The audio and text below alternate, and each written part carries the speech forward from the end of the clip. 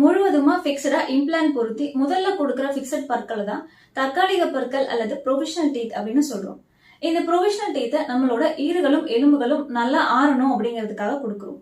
6 மாதம் பொறுத்து தற்காலிக பற்களை மட்டும் நம்ம எடுத்துட்டு புதிய பற்கள் பொருத்தணும். அதுதான் டியூரபிள் டீத் அப்படின்னு சொல்றோம். உள்ள பிக்ஸ் பண்ண இம்ப்ளான்ட் எந்த அளவுக்கு ஆறு இருக்கு அப்படிங்கறத நம்ம ரொம்ப எளிமையா ஒரு சோதனை மூலமா தெரிஞ்சுக்கலாம். அதுதான் பர்கஷன் டெஸ்ட் அப்படின்னு சொல்றோம்.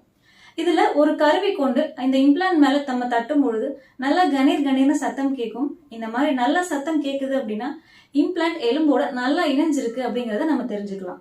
ஒருவேளை சத்தம் குறைவா இருக்கு அப்படின்னா அந்த இம்ப்ளான்ட் இன்னும் சரியான முறையில எலும்பு கூட இணையில அப்படிங்கறதையும் நம்ம தெரிஞ்சுக்கலாம்.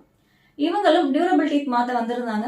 இவங்களுக்கு அந்த பர்கஷன் டெஸ்ட் நம்ம எப்படி பண்ணோம், இம்ப்ளான்ட் எந்த அளவுக்கு ஆறு இருக்கு அதை தான் இப்ப நீங்க பார்க்க போறீங்க.